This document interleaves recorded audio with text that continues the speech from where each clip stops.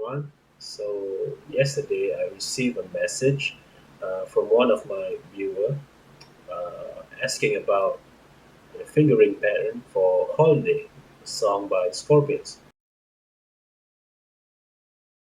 So I think this have to be like the fourth or fifth time that someone has asked me about this, and I always respond to them like, just give me your email address. Maybe I'll try to record a short video for you and explaining things up.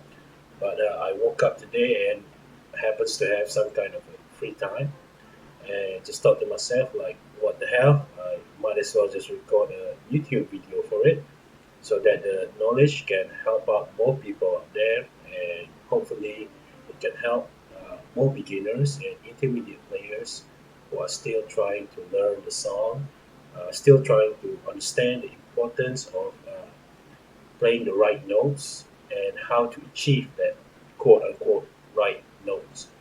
All right, so I'm sorry I'm not plugged in. Just this video is recorded based on laptop microphone, but I'm trying my best to sound as clear and as good as possible. All right, so without further ado, let's get started. So, holiday.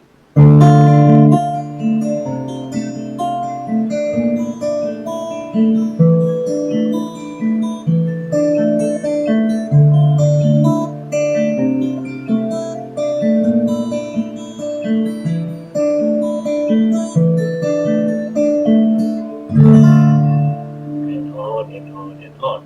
Right, but the trickiest part is this bits right here.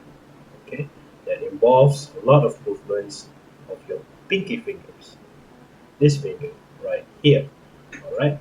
So, how to achieve that freedom of movement and how to achieve the ability to stretch a whole step from the third fret over here all the way to the fifth fret over here. Tips number one, always warm up your fingers and your hands before you play guitar. That is the most important thing. So you like stretch your fingers up like this, like that. You can do all sorts of things with it. And in terms of your fretting hand, I always do this kind of weird things where I stretch it alongside the neck like this. And I can't remember where I got the ideas from. I probably just saw someone else do it and try to incorporate it into my warm up routine. But I don't know whether the warm up helps or not, but it sure as hell prepares your muscles and your hands to do some playing, right? So it's always good to do. So once you're done warming up, now it's time to play something, right? If you were to ask me what is my recommendation, I would say based on my own personal experience, uh, try to learn when the smoke is going down first before you move to holiday. And like you're gonna ask yourself like, I'm trying to learn this song. Why is this guy instructing me to learn that song? Right? When the smoke is going down, it's actually in the same key as holiday. Number one, and number two, they have almost the same fingering pattern as holiday. And the song goes like this.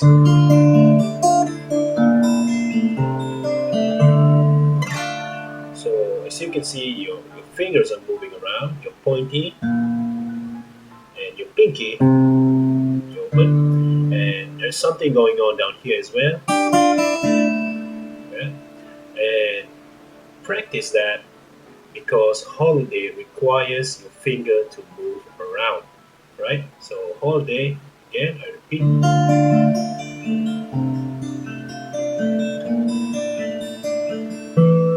Okay, so you're going to be reaching out on this C note right here on the A string, third fret, with your pinky. That's how Rudolf Schenker plays it.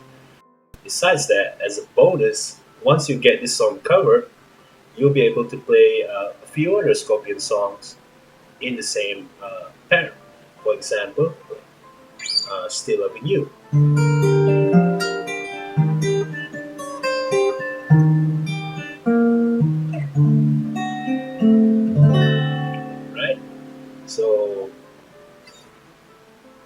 Let's learn the song.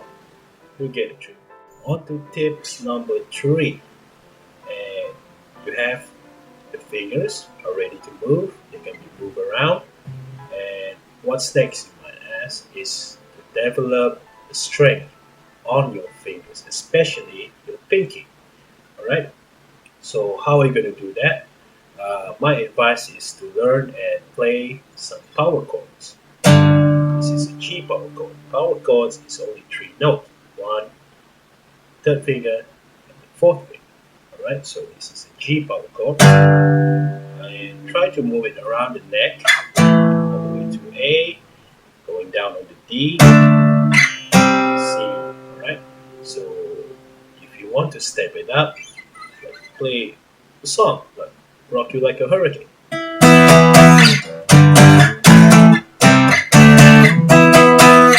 Alright, so the best thing about the power chords is that it teaches your hands and your fingers to be static. Alright, so you see the third finger and my ring finger and my pinky finger over here. When I move it around the neck, they are in the same position. They are not being left behind. For example, I'm trying to move from G to A. Right? If you once you have the strength, these two fingers won't be left behind. They won't go out of place. For example, like this. Right? This is what happens when your fingers are kind of late or being left behind the chord. So they're supposed to be over here. Okay, and it's worth noting as well that this technique is not something to be developed overnight.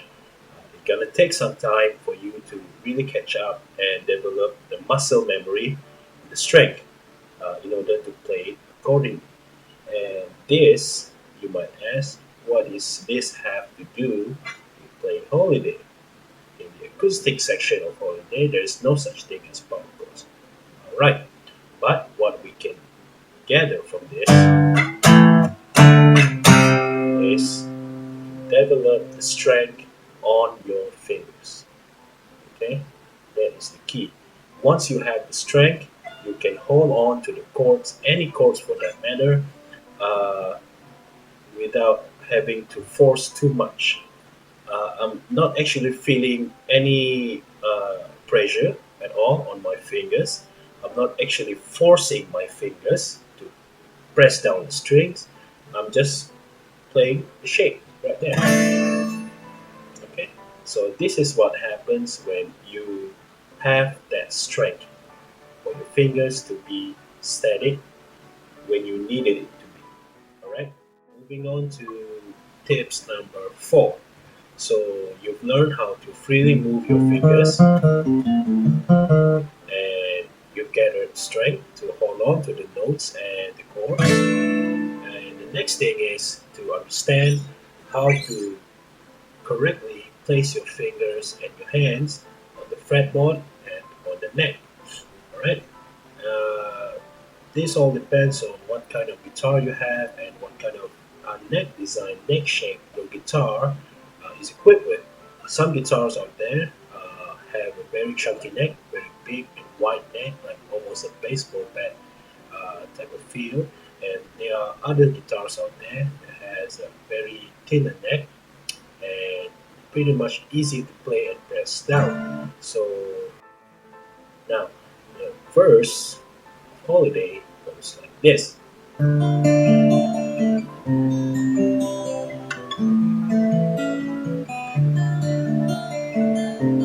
go to the harp.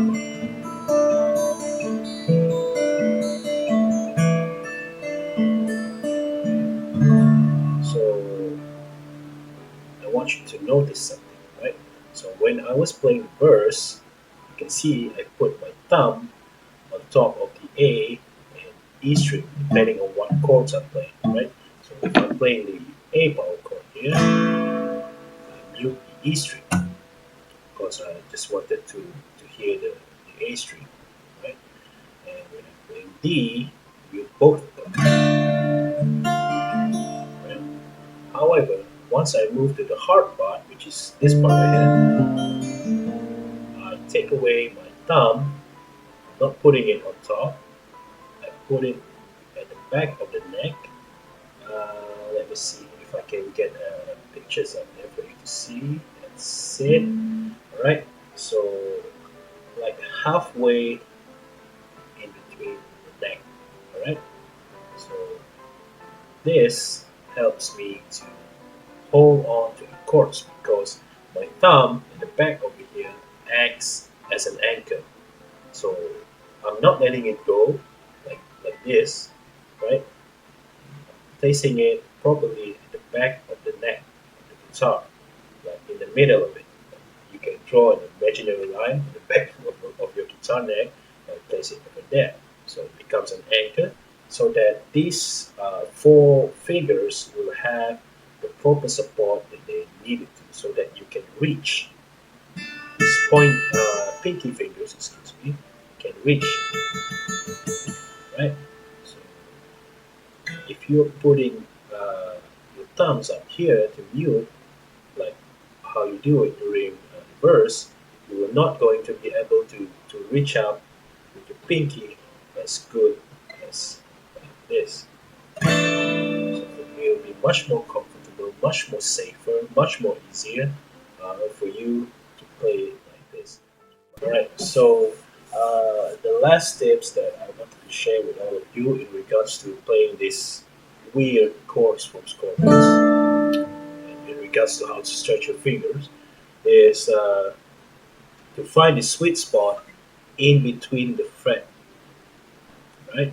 So what I mean by that is when you're playing this horrible looking chord right here, you need to find the best spot, like for example, let's say my pointy fingers, where is the most suitable and the most comfortable way areas for it to be placed at, so that it won't hurt your fingers too much and the notes will be clear and it will not die out, most importantly, and you're not expending too much unnecessary energy, like holding on to the chords.